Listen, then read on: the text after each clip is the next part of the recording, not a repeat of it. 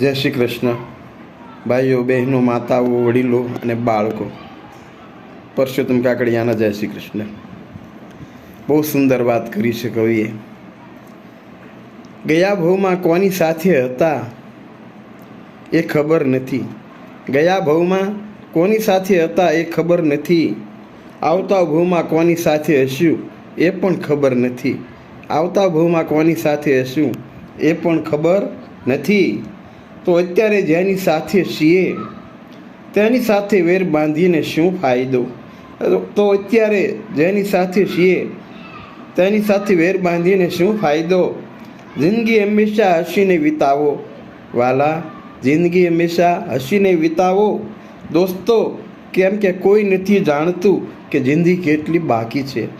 કારણ કોઈ નથી જાણતું કે જિંદગી કેટલી બાકી છે. જય શ્રી કૃષ્ણ.